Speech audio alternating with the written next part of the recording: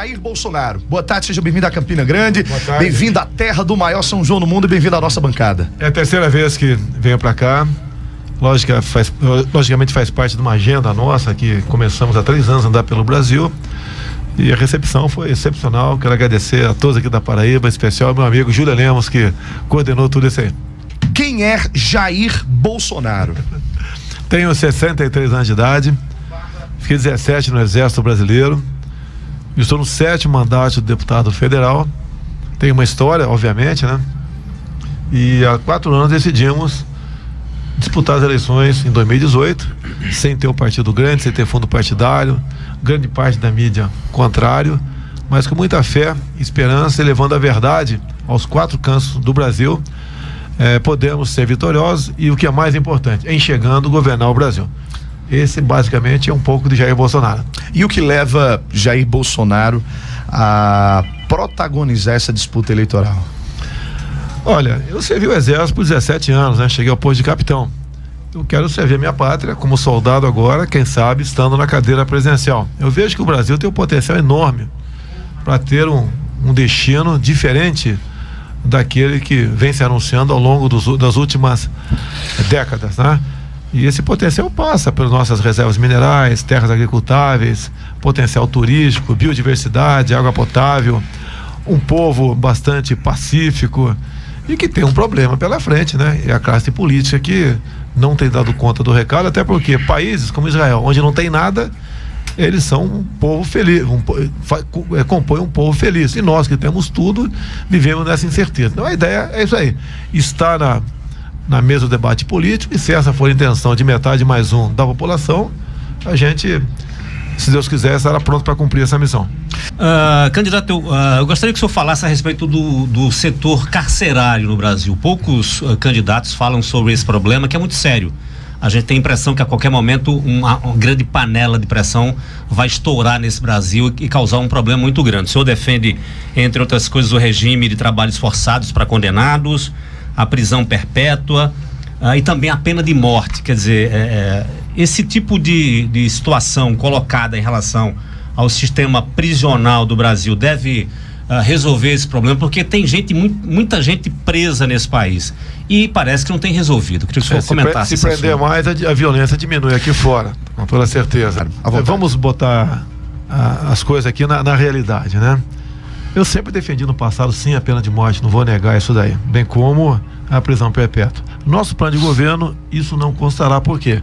Como está previsto em nossa Constituição, no Brasil não haverá pena de morte, caráter perpétuo, trabalho forçado, cruéis e banimento. E isso consta lá do capítulo das cláusulas pétreas. Somente com uma nova Assembleia Nacional Constituinte se poderia tocar nesse assunto, tá ok?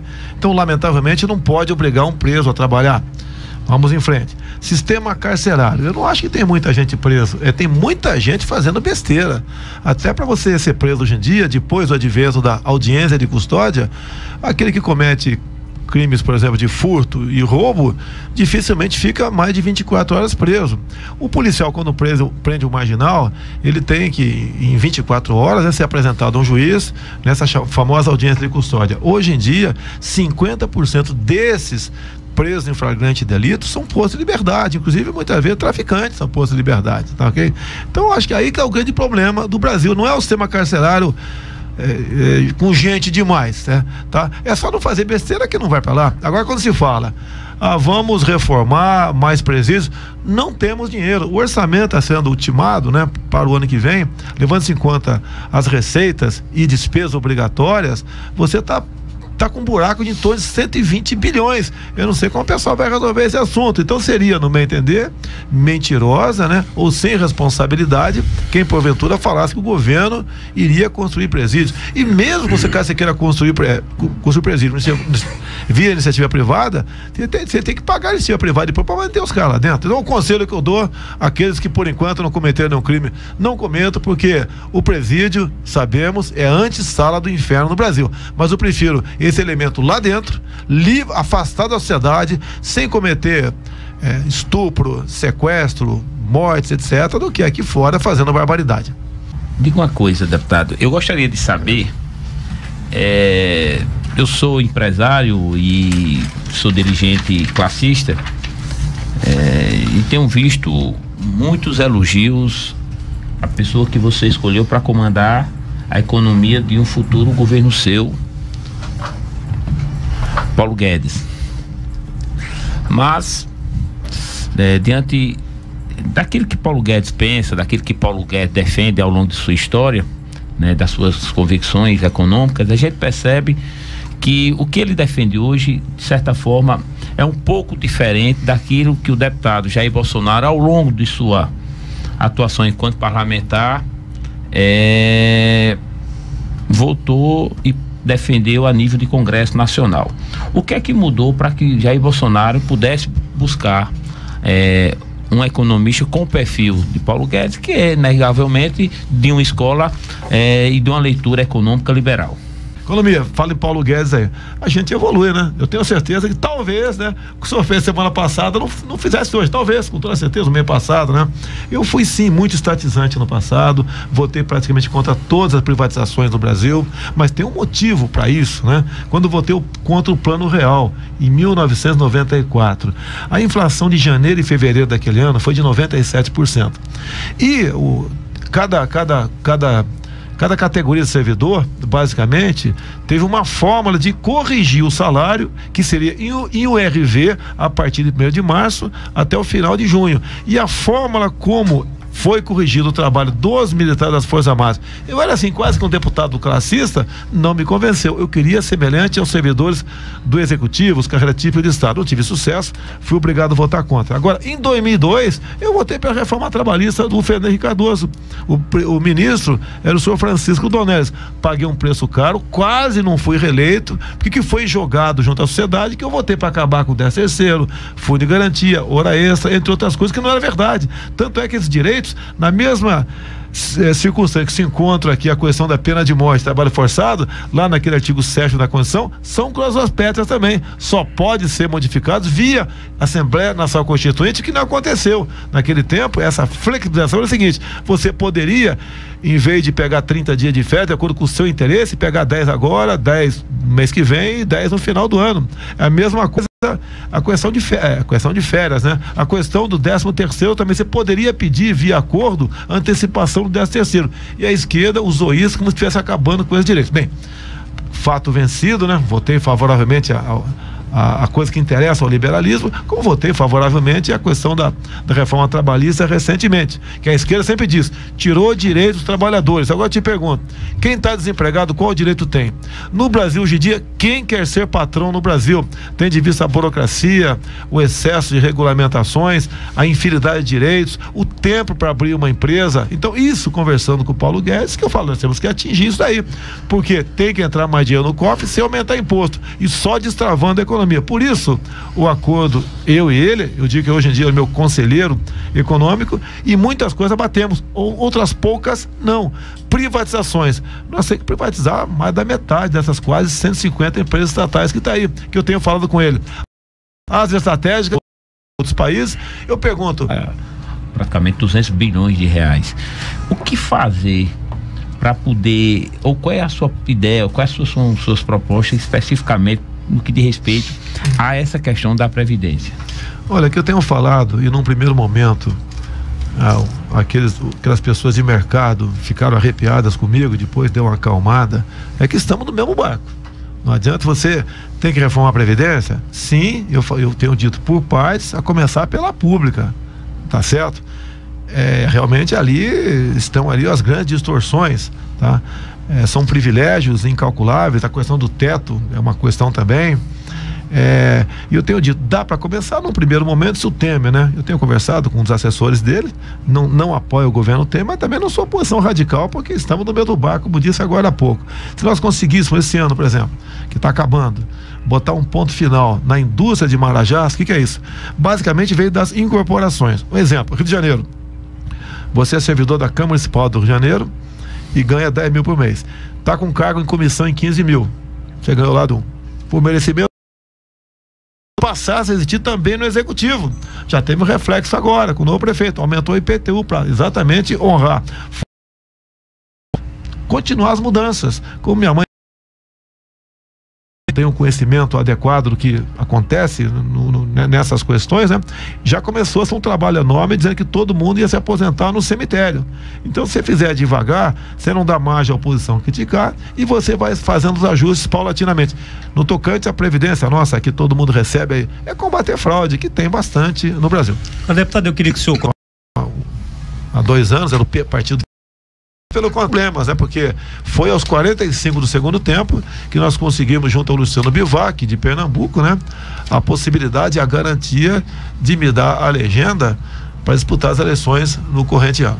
Agora, a grande reforma política você não vai ter nunca. Você não vai querer que o pessoal faça araquiri lá. O senhor, como presidente, não defenderia essa reforma? Não adianta você defender. É a única questão que o presidente não defende, tem como defender, que bate no interesse pessoal de cada parlamentar, até dentro do próprio partido, não é questão fechada. Cada parlamentar vê as suas condições, se vão ser melhoradas ou não, por ocasião de futuras eleições, e vota daquela maneira. Ô, deputado, me diga uma coisa. Solução, cara.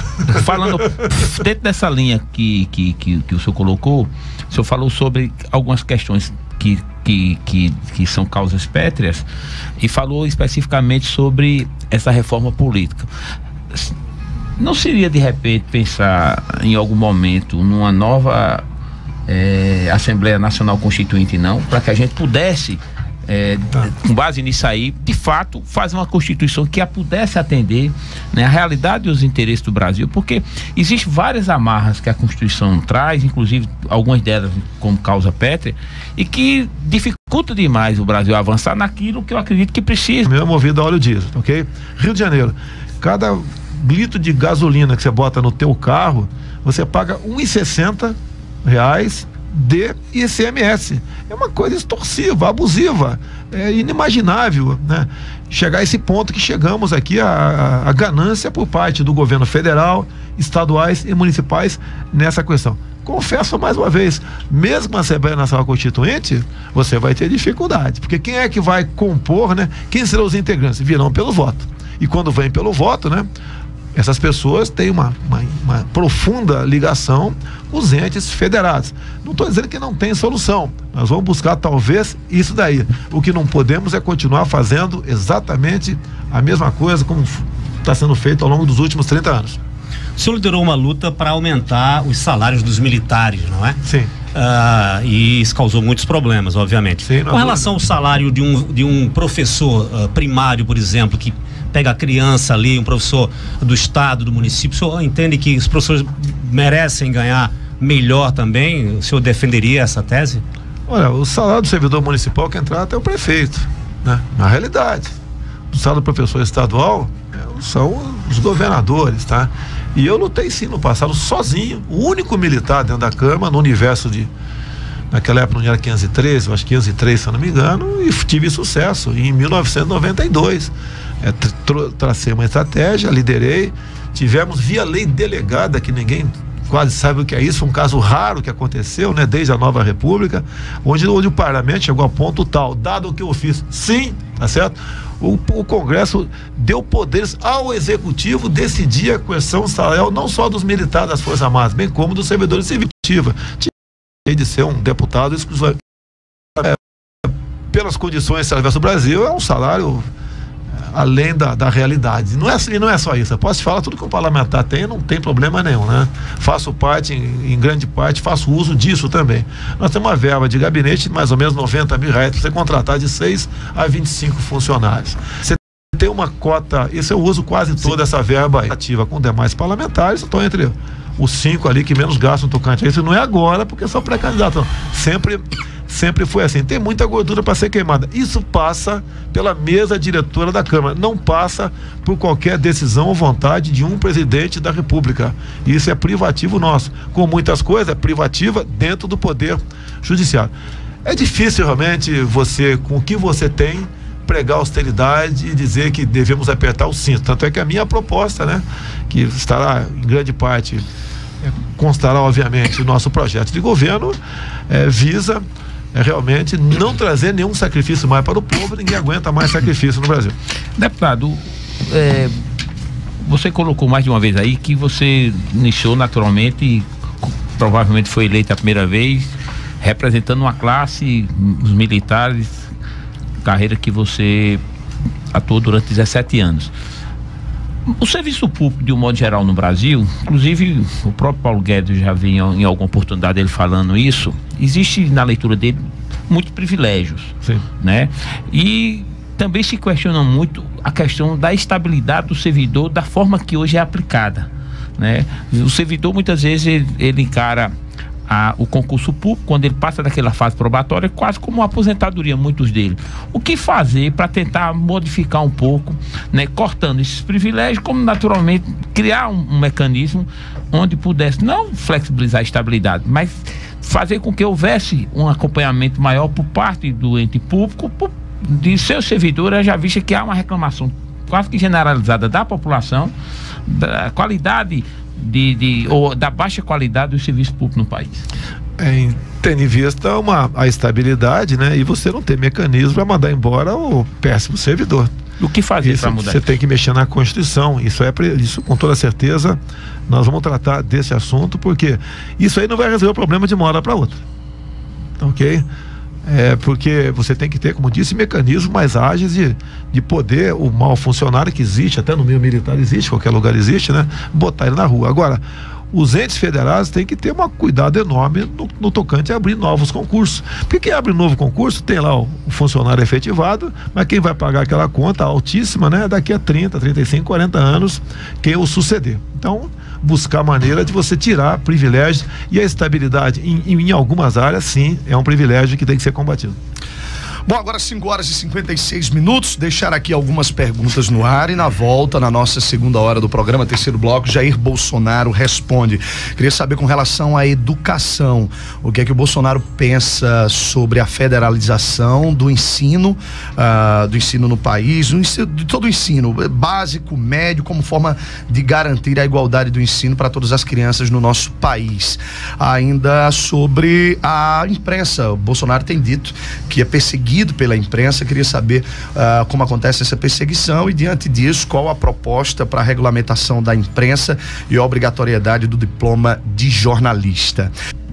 Jair Bolsonaro, a gente deixou algumas perguntas no finalzinho do nosso último bloco com relação à imprensa. Bolsonaro tem dito que é perseguido pela imprensa. Fala pra gente como é essa perseguição e quais as propostas para a regulamentação da imprensa brasileira. Não, primeiro não tem que regulamentar a imprensa, não. O governo tem que sair fora desse trem, deixa a imprensa à vontade. Ela tem que ser responsável, né? Você pode ver, já me falaram que eu estou na capa da Veja de novo sobre o que eu fiz em 1986. Tudo bem. Não tem problema, vamos rememorar. Seu passado lhe condena, não? Não, de jeito nenhum. Nunca fui condenado em lugar nenhum, né? Fui absolvido de tudo até o presente momento. Você pode ver, fala de imprensa. O jornal foi de São Paulo, dia 10 de janeiro desse ano. Esteve num distrito de Angra dos Reis. E lá tinha uma funcionária minha, sim, ganhava em torno de R$1.400 por mês. Não acharam a funcionária, o local de serviço dela, e eu fui rotulado como ter uma empregada funcionária fantasma. No dia seguinte, terei contato com o gabinete, né? E a minha funcionária, desde o dia 23 de dezembro até o dia 22 de janeiro, de acordo com o boletim administrativo da Câmara, estava de férias. E fui rotulado e tem que explicar em tudo quanto é lugar que aquela funcionária não era fantasma, tendo em vista o boletim administrativo da Câmara. A Folha se retratou? Não. A Folha também citou uma mansão minha lá, que alguns avaliaram da imprensa em R$10 milhões. Imediatamente botei para vender por R$1 milhão. Ninguém quis comprar, que ninguém é maluco, tá ok? Lamentavelmente a Folha não mostrou dessa vez a fotografia da casa que eu tinha, que tenho ainda na Vila Histórica de Mambucaba. Outro problema é que eu tenho que me explicar. Fala também que eu pratiquei o nepotismo, o que é comum quem é casado aqui, onde encontrou seu marido, sua esposa, né? Geralmente no local de trabalho, na rádio, na igreja, às vezes quem vai no campo de futebol, na torcida organizada, né? Eu encontrei a minha esposa lá, na última, segunda e última, né? Se Deus quiser, dentro da Câmara. Ela já era empregada da liderança do meu partido, e 2 meses depois que nós nos casamos, e aguardando o documento da Câmara, né? A Câmara nos informou que não tinha nada demais ela continuar empregada lá, porque ela já era funcionária quando eu casei-me com ela, mas mesmo assim, em comum acordo, resolvemos ela pedir demissão e pedir demissão do serviço dela. E a Folha me trata com ter praticado um nepotismo. Se bem que, né, essa questão, não teria problema nenhum. A Folha também bateu muito em mim a questão de auxílio moradia. Nas normas internas da Câmara, o auxílio moradia, tem três fatos distintos para o auxílio moradia. Você ocupa um apartamento funcional e não recebe auxílio moradia. Você ocupa uma casa alugada, um hotel, e até um limite de R$6.000 paga para você. E a terceira hipótese, que é a que eu optei, você não presta conta de nada e você recebe auxílio moradia, ser descontado 27,5% do imposto de renda. Fui massacrado pela Folha de São Paulo como se tivesse praticando algo ilegal. Ilegal não é, senão teria me processado, que o Ministério Público não deixa nada passar em branco no tocante a mim. Isso é perseguição ou não? No meu entender, não há a menor dúvida que é. E quando a Folha faz a matéria dessa, geralmente nas demais partes de outros jornais e revistas, isso é replicado e fica um ônus para cima da gente, né? É bastante complicado de você se explicar. Deputado, eu sou também pré-candidato, desta vez a deputado estadual, e uma das grandes preocupações que eu tenho enquanto pré-candidato a nível de Paraíba, a nível Nordeste, é a necessidade da interiorização do desenvolvimento econômico da nossa região. Você percebe uma concentração muito grande de investimento a nível das capitais ou das grandes cidades, em detrimento das cidades médias e pequenas do Nordeste brasileiro.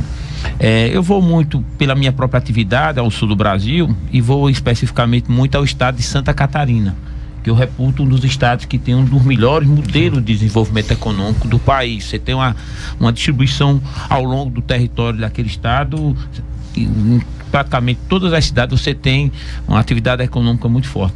Qual é o seu pensamento em relação a isso? Como é que o governo federal, no eventual governo seu, vai tratar essa questão da necessidade da interiorização desses investimentos, para que a gente possa melhorar os indicadores, inclusive indicadores do que diz respeito à violência, porque há uma relação de certa forma, né? Quando existe a questão da agricultura, é natural você expandir por todo o estado, né? Mas na parte mais industrial, geralmente as indústrias são colocadas perto dos locais de consumo ou próximos a vias, né, para exportação. Então isso aí você não tem como descobrir, inventar uma realidade diferente da que está aí. Daí você entra na questão das guerras fiscais. Você quer montar uma empresa aqui, você vai pagar tanto, por exemplo, de impostos, né? E que o município lá do outro lado, o mais longe um pouco, quase zero isso daí. Então você faz opção por lá, mas você leva em conta também a questão do centro consumidor e vias de acesso. Você não tem como melhorar essa questão aí. O governo, sempre digo, tem que atrapalhar nada de preferência, né? Ou interferir o menos possível. E o mercado se ajusta nessa situação. Agora, Jair, eu queria que você falasse um pouco a respeito dos teus planos para o Nordeste. Quer dizer, você está aqui falando para Campina Grande, seguramente no programa de maior audiência, do horário, extremamente bem ouvido. E a gente teve a transposição de águas do Rio São Francisco, que nos salvou do colapso total da falta d'água aqui. Quer dizer, desde o dia 4 de abril, essa água não está chegando mais. O Temer foi lá, inaugurou, fez uma festa, Lula também teve lá, inaugurou e também fez uma festa, mas a verdade é que a obra está parada.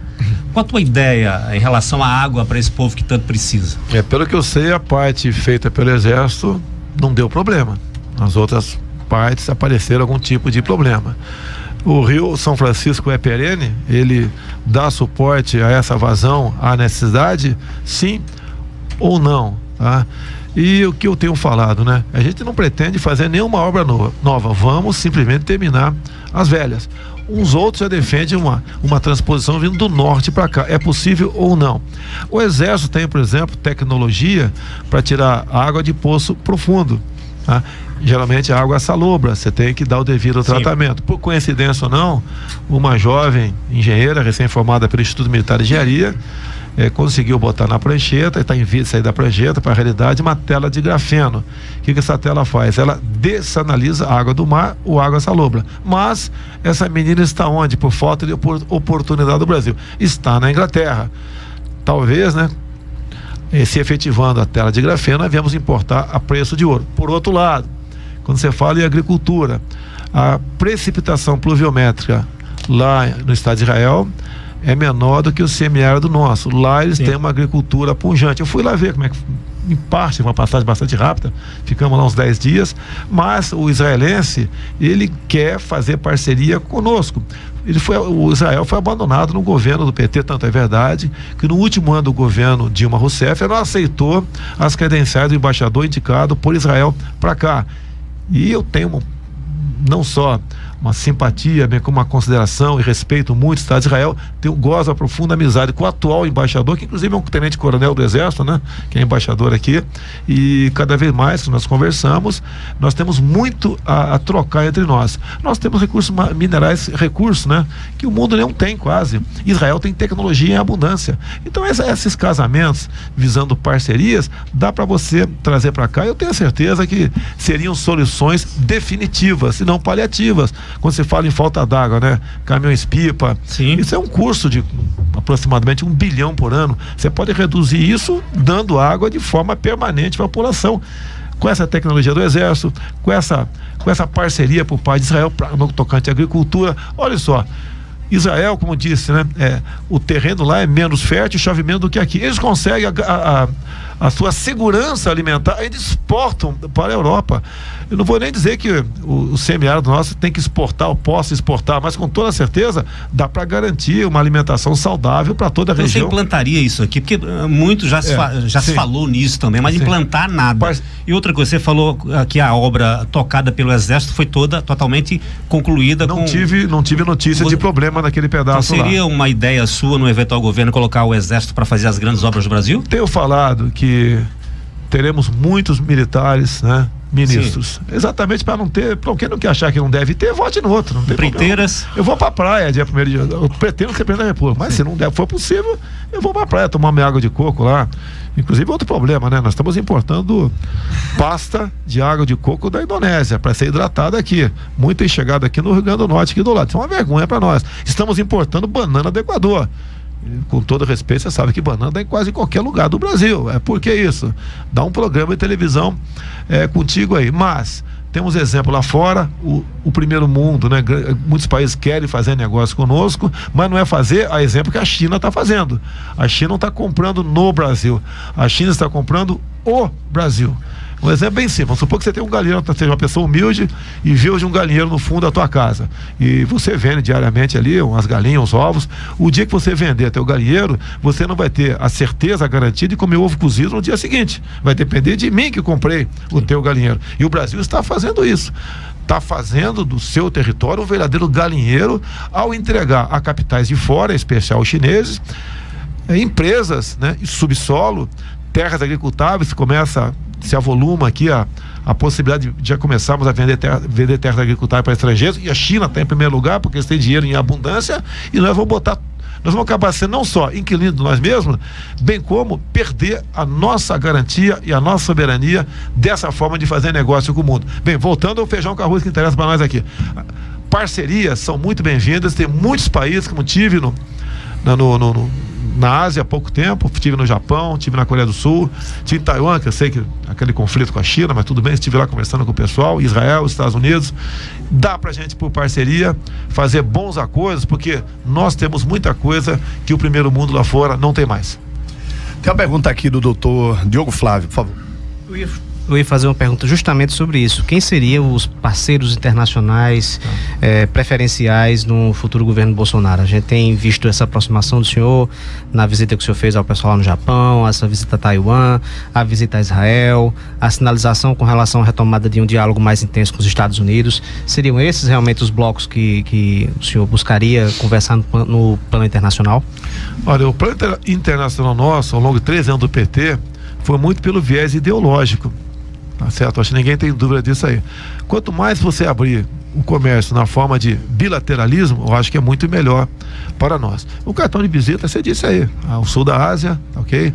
Estados Unidos, Israel. Não pude ir na Europa, apesar de ser convidado por algumas autoridades lá, e não podendo ir para lá. A questão de 2 meses, fui convidado para um almoço onde 15 embaixadores de vários países compareceram, me sabatinaram por aproximadamente 3 horas, e eu demonstrei para eles o que eu quero. Eu acho que se você conseguir fazer isso daí, você tem como fazer um Brasil realmente que proporcione felicidade ao nosso povo, que esse é o objetivo final nosso político, é dar felicidade à sua população.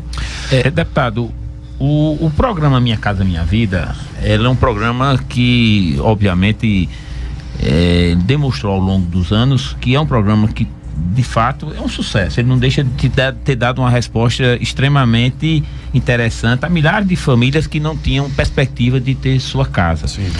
Mas houve várias mudanças nessas regras, mais recentemente no que diz respeito à faixa de 1,5, e que essa faixa dificulta demais a entrada de empresas de menor porte. Existe da parte do deputado alguma ideia ou alguma mudança no que diz respeito a esse programa Minha Casa Minha Vida? Isso foi bastante estudado, né? Eu acredito que a melhor maneira de solucionar esses problemas, até porque a Caixa tem uma taxa de administração que está na faixa de mais ou menos 10%, de acordo com o volume de recursos, seria nós extinguirmos o Ministério das cidades e o dinheiro ir diretamente para o prefeito. E o prefeito é que vai decidir onde, quantas casas vai fazer, logicamente, né, com algumas poucas normas para que alguns prefeitos realmente não saiam muito da destinação final do recurso. Eu acho que você fica com menos um problema. Você pode ver, eu estava na mão do Partido Progressista, o Ministério da Cidade, deixaram. Houve uma briga de foice dentro da Câmara, tudo quanto é partido queria pegar. Eu te pergunto, é para fazer casas melhores e mais baratas ou para o pessoal se dar bem? Eu não precisa responder para você, lamentavelmente é a segunda hipótese, né? E jogando dinheiro diretamente na prefeitura, além de você ter menos um ministério, o prefeito vai ser o responsável, juntamente com a Câmara, com a sua comunidade, como investir esse recurso e fazer o melhor para a sua população. Como o deputado pensa a sua relação no eventual governo seu com o Congresso? Tá. Essa pergunta aí, você até foi bastante light, né? Em fazê-la. Eu só sempre já defendeu o fechamento do Congresso temporariamente, não? Faz 20 anos. Você tá uma espécie de Bolsonaro paz e amor? Não é paz e amor. Não? Se você nunca se indignou com o Congresso, é um cara que tá errado aqui. Você nunca pensou pelo menos? O tempo inteiro. Tá bom, então, só que eu verbalizei, você não. Se cair uma bomba de neutros hoje no Congresso lá e... Né? Se o japonesinho lá de Coreia, como diz Jair Bolsonaro, jogar uma bomba, eu acho que ninguém vai chorar aqui, tá? É uma realidade que o povo brasileiro quer falar e o político não fala. Eu tenho imunidade para falar, tá? Já falei isso há 20 anos. Sim, sim. Vou fechar esse trem, não sei o quê, já falei em fuzilar 30 mil corruptos, FHC também.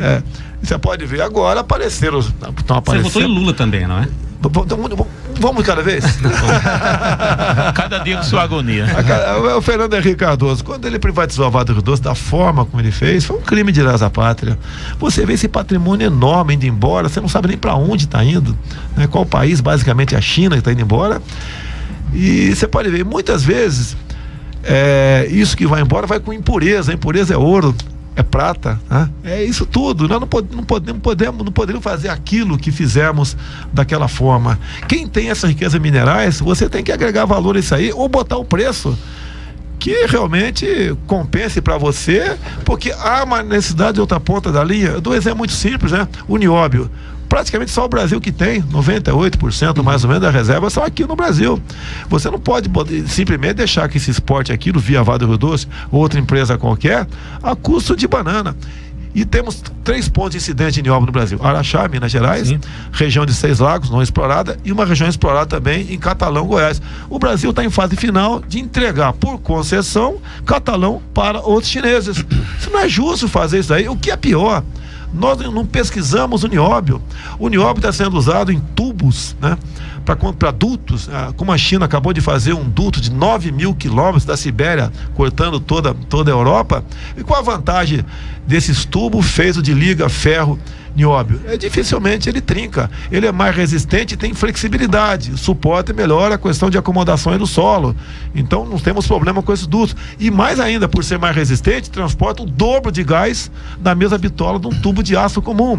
O Japão já está usando nas estruturas metálicas essa liga de ferro nióbio, porque é mais resistente, resiste melhor aos abalos sísmicos. A Alemanha está usando em chassis de automóveis essa questão. Existe a figura do vidro inteligente, de acordo com a quantidade de nióbio pulverizado num vídeo, com chip do lado, ele regula quanto de luz e calor entra num prédio. Imagine a economia que poderia ter de energia elétrica tocante a isso. E nós não simplesmente, né, pesquisamos o nióbio.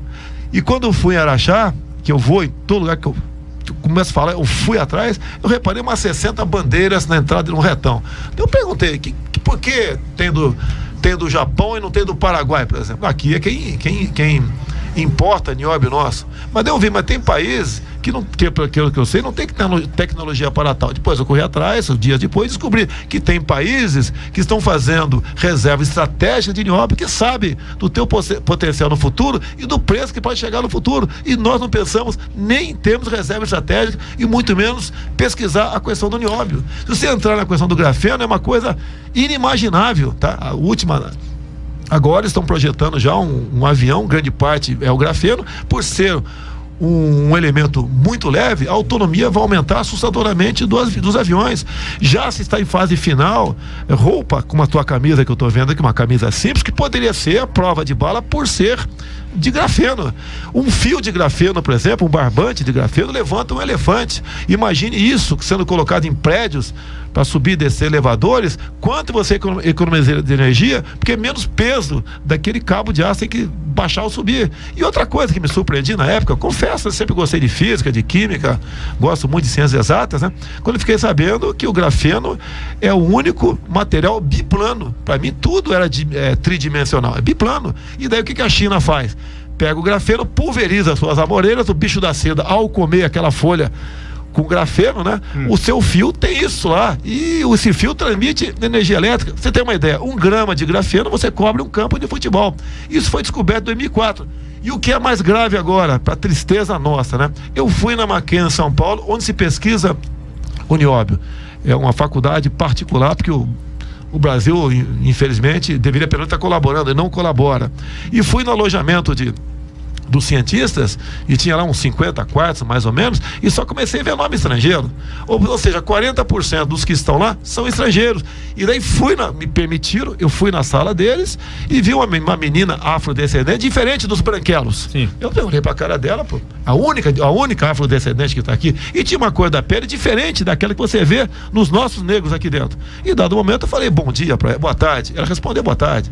Ela é de Angola. Quem a mandou pra cá? A China. Porque Angola foi dominado pela China. Então eles mandaram para cá para pesquisar uma menina com a capacidade, uma mente extraordinária, né? Invejável. Mas eu consegui levantar isso lá meio sem querer.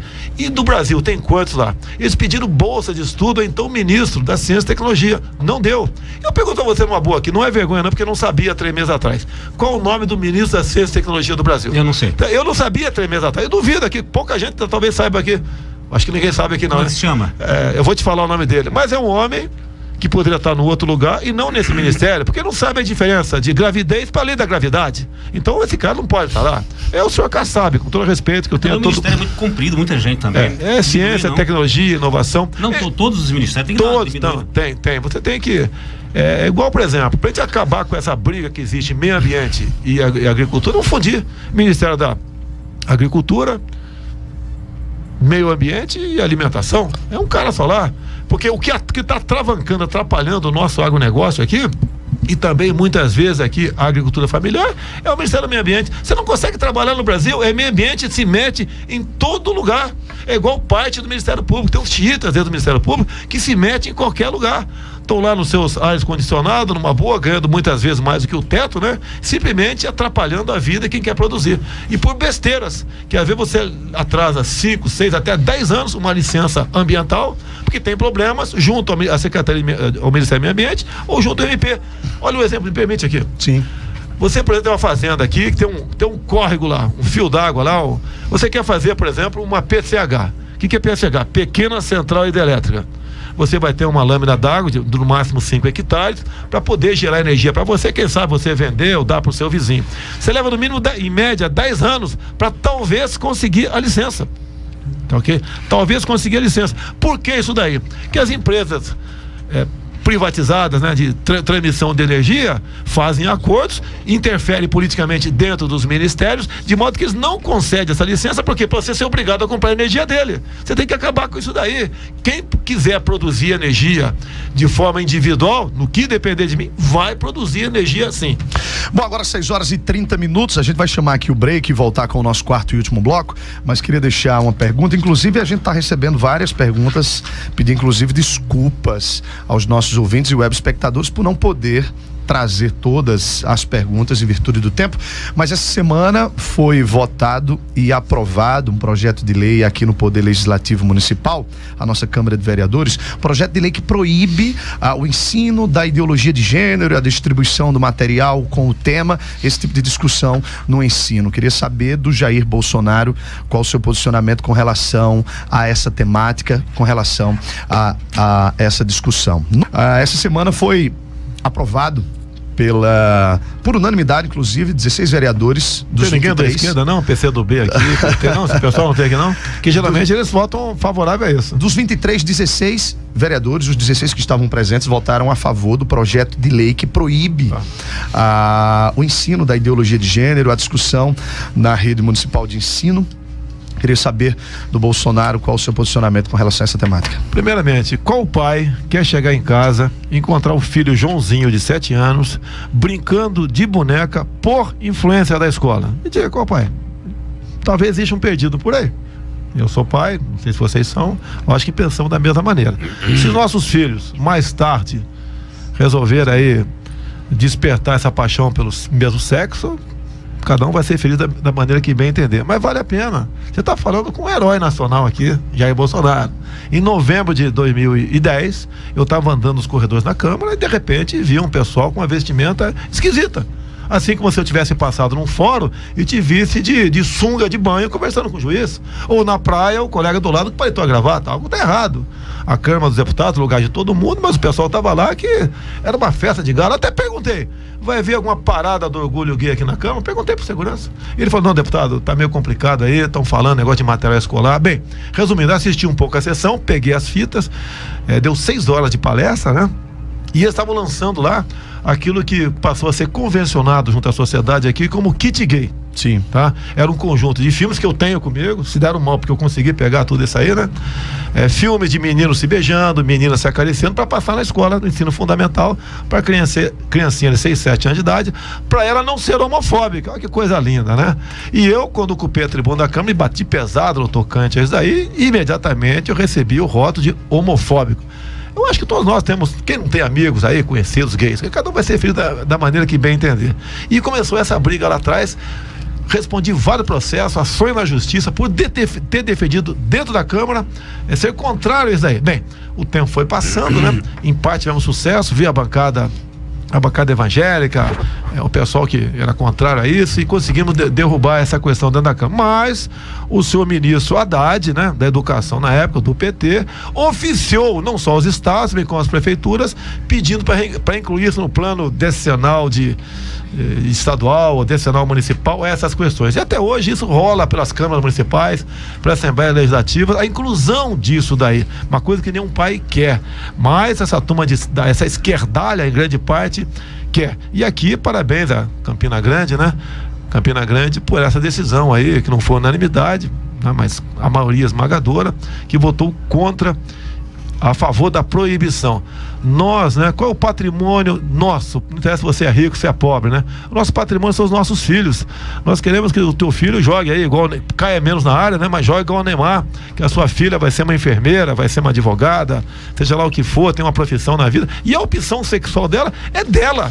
Eu até pergunto a você, tu sabe se de vez em quando eu sou gay ou não? Olha pra minha cara. Você não sabe. Então, isso tem que ser. Eu também não sei se tu é. Eu não boto a mão no fogo por ninguém. Empatemos. Então essa é uma realidade. Agora não podemos botar isso como uma coisa, tem que ser colocado na escola. Como é que o deputado, uma vez eleito presidente, pensa em se relacionar com o Congresso? Porque a chamada governabilidade, o governo de coalizão, ou governabilidade de coalizão, tem apresentado o resultado que a Lava Jato tem nos trazido. Como é que você pensa em construir um ambiente e um apoio político para que pudesse Jair Bolsonaro avançar na reforma e naquilo que ele pretende implementar enquanto plano de governo? Pergunta inclusive do Mirabu Amado. Prezado Amado, vamos lá. Olha, o único que apresenta uma proposta diferente do tomar lá da cá sou eu. O resto todo mundo diz que a governabilidade é isso. De acordo com o tamanho da bancada, ele tem direito a uma fatia, né? Maior ou menor, de ministérios. de estatais, diretorias de bancos oficiais. Isso leva à ineficiência do Estado e à corrupção. Vem pensando nisso, já vem trabalhando há algum tempo nessa área. Temos um grupo de aproximadamente 60 deputados federais que querem participar dessa governabilidade de forma diferente, tá? Que é a que eu tenho proposto, apresentar as pessoas certas para os ministérios. Não botar no Ministério de Ciência e Tecnologia alguém que não saiba a diferença de gravidade para gravidez, tá? Então, e esse número está crescendo, e mais deve crescer também, no meu entender, porque novos parlamentares chegarão em Brasília o ano que vem. Então, a governabilidade seria, então, dessa forma, né? Que hoje em dia eu chamo de roubabilidade. O meu ex-partido, meu penúltimo ex-partido, o PP, tem uns 30 nomes que foram indicados, foram lá para o Supremo Tribunal Federal por ter participado daquela festa na Petrobras. Inclusive, você pega, olha só como é que é a situação no Brasil. Você pega áudios do então doleiro Alberto Youssef, ele disse que 3 deputados não pegaram dinheiro lá. Ele cita meu nome, né? Agora, os outros, ele disse que tinha, entre aqueles, gente que pegava por mês 250 mil reais.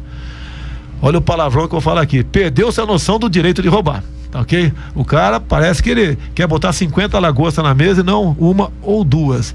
Então, essa forma que nós estamos propondo agora, individualmente, né, no varejo, conversar com o parlamentar, eu acredito que seja uma boa fórmula. Por outro, fortalecer a nossa querida Polícia Federal, porque vai ser quem vai estar de butuca, né? Vai ser o plantão da hora para ver se ninguém faz besteira ali naquela área, porque para muitos parece estar no sangue você fazer besteira. Você vê uma coisa que eu acho que eu falei agora há pouco aqui, estão criando uma CPI do Lava Jato para botar lá no banco dos réus lá, dos investigados lá, o Sérgio Moro, o Ministério Público, policiais federais e por aí afora. É o nosso Brasil, é o retrato que está aí. Imagine, alguém já se colocou no meu lugar aí para ver se chegar lá, se é motivo para comemorar ou para chorar, mas alguém tem que começar a fazer alguma coisa, e se essa for a vontade de Deus, a gente vai em frente aí e vamos cumprir a missão. Agora, Jair, projetos sociais como Bolsa Família, por exemplo, o que é que você pensa? Se vai acabar, vai aumentar, vai melhorar? Não, você não pode aumentar, né? Porque você está comprovando que o projeto deu errado. Os bons projetos sociais, você conta quantas pessoas saem dele, não os que entram, né? A senhora Dilma Rousseff, por ocasião dos debates de 2014, falou que 56 milhões de pessoas, em torno de 14 milhões de famílias, viviam disso. Nós sabemos que tem muita fraude aí. Até por ocasião das últimas eleições, um pouco mais de 200 mil pessoas doaram para a campanha do PT e eram beneficiárias do Bolsa Família. Você tem que atacar a fraude. Aquela senhora, aquele senhor, tá, que recebe Bolsa Família e tem problemas, fique tranquilo, só uma pessoa desumana poderia mexer num programa como esse. Tem que deixar ganhando, porque caso contrário, eles ficaram abaixo da linha da miséria, e não queremos sofrimento para ninguém do Brasil. São nossos irmãos, e não é no Nordeste apenas não, tem gente que precisa e está lá no Rio Grande do Sul, está no Centro-Oeste e recebe Bolsa Família também. 6 horas e 47 minutos. E com relação à reforma tributária? Olha só, todo mundo concorda, desde que você não mexa nos entes por exemplo, os estados, municípios e União. Você bota um bom projeto, né? Como o deputado Luiz Carlos Rolle está fazendo um bom projeto dessa reforma tributária. Eu concordo, eu acho que aquele caminho dele, inclusive com IVA, sim, eu acho que seria o caminho mais apropriado para a realidade nossa. Eu falei para ele, pelo amor de Deus, vai botar para votar esse ano, né? Vamos botar para quebrar meu galho ano que vem, pô. Porque se eu chegar lá, ou quebrar o galho de quem quer que chegue. E sempre é aquela briga, né? O Estado fala, vou perder um pouquinho ali, não quero. Ou União, vou perder, não quero. E você não tem como resolver por cima o negócio, porque dizem os economistas, tem um tal de Laffer, né, conhecido como curva de Laffer. Depois de um certo percentual do imposto, quanto mais você aumenta, menos você arrecada, porque vem essa negação. É natural. O cara chega a um ponto e fala assim, se eu não sonegar, quebra. E agora tem outros problemas pela frente, tal do refis, o refinanciamento. Então muita gente não paga o imposto, porque sabe que vai ter o refinanciamento lá na frente. É outro problema que você tem. Não é fácil. Não são fáceis esses problemas para serem resolvidos. Não existe coisa fácil no Brasil. Agora, eu acho, deputado, que existem dois aspectos que terminam alimentando a necessidade do Estado brasileiro de recursos. E esses recursos sempre são infinitos. Exatamente, são o excesso de privilégio, né? E muita corrupção, né? Atacando esses dois aspectos, privilégios, e aí de todos os poderes, poder executivo, poder legislativo, poder judiciário, essa questão do duodécimo, que eu acho que é outra excrescência. O que é que o presidente da República pode pensar em relação a essa questão? Você tem que combater privilégio, tá? Mas você pode ver, os grupos corporativistas têm um poder enorme dentro da Câmara e do Senado. Você tem que se aproximar do Supremo Tribunal Federal e ver se o próprio Supremo, né, pode julgar inconstitucional alguma emenda aprovada no passado, que existe, ok? Algumas leis, porque por vezes, caso você precise do parlamento, você não pode ser que você não tenha força para isso. Afinal de contas, todo deputado, todos sem exceção, tem ligações com os funcionários do Legislativo dentro da Câmara e dentro do Senado. Agora, eu acredito que dá para você suprimir alguns privilégios, sim, até para você não só dar exemplo, né, bem como mostrar para o povo que você quer, que você não vive no mundo à parte, que é o nosso mundo legislativo, ou até mesmo que é pior, com todo respeito, é pior, o mundo do poder judiciário. Esse é pior ainda porque ele é imexível, imovível, tá? Aquilo que o Antônio Magri falou no passado, né? E tem que buscar uma maneira, tá? Agora você tem que procurar esses outros poderes, porque nós somos independentes. Não adianta eu dar uma pancada na mesa e falar, vou resolver. Não vai. Tá? Como diz a minha equipe econômica muitas vezes. Eu falo, a proposta é maravilhosa, mas não vai passar no filtro chamado Câmara e Senado. Vamos por parte, vamos tacar por aqui, vamos evitar que a sangria aumente, né? Vamos estancar essa hemorragia e buscar soluções devagar para os problemas. Caso contrário, nós não resolveremos. E o que é pior?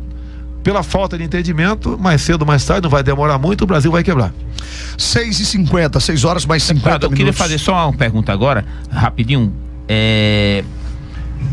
Como é que está as tratativas com relação a uma aliança, uma coligação de Jair Bolsonaro?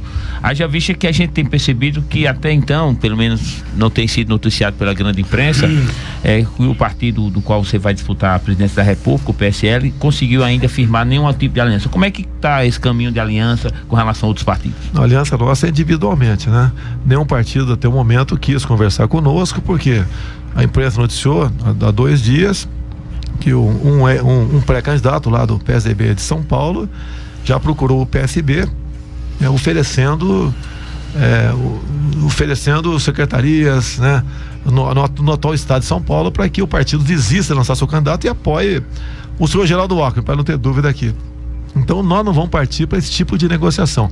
Nós estamos namorando há algum tempo o Magno Malta para ser o nosso vice. Então a minha tratativa é com o Magno Malta, não é com o PR, que é o partido dele. Se for possível, tudo bem. Agora não comprometeremos a governabilidade com indicações políticas, porque isso daí eu prefiro perder a eleição e cuidar da minha vida, ok?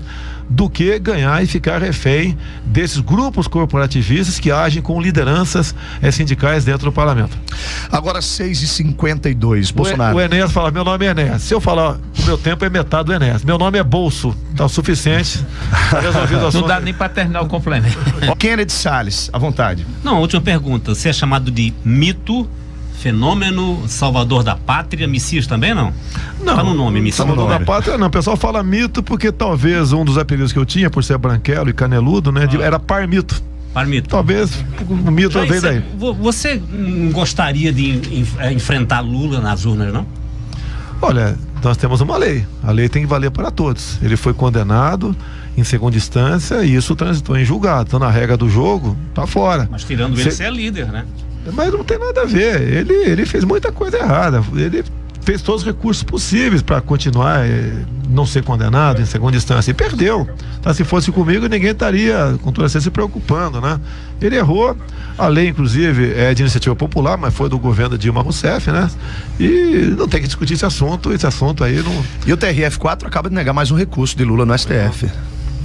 Por que o povo brasileiro deve votar em Jair Messias Bolsonaro? Primeiro que eu não posso falar em voto aqui, que estaria transgredindo a legislação eleitoral. Eu peço que o povo analise todos os pré-candidatos, a sua vida pregressa, faça o devido filtro naquilo que fala sobre aquele pré-candidato, se é verdade ou não, se ele aproxima-se de você ou não. É uma pesquisa muito boa aqui. Se você poderia perguntar para os seus pré-candidatos a questão de aborto, maconha, casamento gay, 16 anos, combate à corrupção, propósito de economia, saúde, segurança pública, porte de arma de fogo, tá? E analisar tudo isso aí e você é aquele que vai se identificar contigo, votar nesse candidato, seja ele quem for. Gostaria que o deputado pudesse falar um pouco sobre a seleção brasileira, assistiu o jogo, como é que viu o Neymar, como foi a atuação, enfim. Deixa eu falar de mim primeiro, né? Por que meu nome é Jair? Quando eu nasci, dia 21 de março de 55, o vizinho perguntou pro meu pai, né? Homem ou mulher? Naquele tempo só sabia o sexo depois que o bicho tava fora, né? E meu pai falou, é homem. É homem mesmo, né? E falou, qual o nome dele? Ia ser Messias Bolsonaro, tem de vista uma gestação complicada da minha mãe. Daí o vizinho falou, bota Jair, Gerardo. Ah, por quê? Hoje é aniversário do Jair Rosa Pinto, que era o meia esquerda do Palmeiras da seleção, cujo filho mora no meu condomínio no Rio de Janeiro hoje em dia. Que coincidência enorme, né? Sempre fui apaixonado por futebol, torci pela seleção, apesar de saber que tem muita coisa importante no Brasil para ser visto, né? Assisti, sofri como todo mundo ali, tá ok? E felizmente deu certo o resultado, porque o nosso povo tem tantos poucos momentos de felicidade, né? Acho que rapidamente acabar com esse momento seria triste demais. E acredito na seleção. O Neymar estava num caicai terrível, acho que ele aprendeu depois do segundo jogo, difícil, né? Os 2 gols foram na prorrogação, não? Nos acréscimos ali, tá ok? Então eu sou um torcedor, sempre fui um baita de um peladeiro. Eu jogava, depois do expediente, 2 horas de pelado no quartel, tá ok? E esse esporte nos une. São Paulo, né? Sou paulista. Torce pra quem lá? Eu sou porco lá. Tu sabe Palmeiras. Palmeiras. Lá no Rio eu adotei o Botafogo, porque como político você tem que adotar um time. Eu não posso falar nenhum. Eu não poderia ser Vasco em Flamengo, ia ter problema o tempo todo. E o Botafogo sempre foi. Hoje não, depois que eu entrei pra lá, passou a ser um time médio, né? Então eu adotei o nosso querido Fogão aí. Julian Lemos, obrigado pela participação. Agradeço a todos mais uma vez, é uma honra estar aqui com vocês. Dizer, viu, Bolinho, que eu sou muito bem tratado aqui, eu estou ficando mal acostumado. E dizer que, só fazer aqui uma exortação aqui à sociedade brasileira, aos campinenses, que valorizem, sobretudo, a oportunidade única de mudar os destinos da nossa nação daqui a pouco mais do que 90 dias. É muito importante, muita gente acha que não. Mas desde a energia, só não o ar que você respira, tudo passa pela política.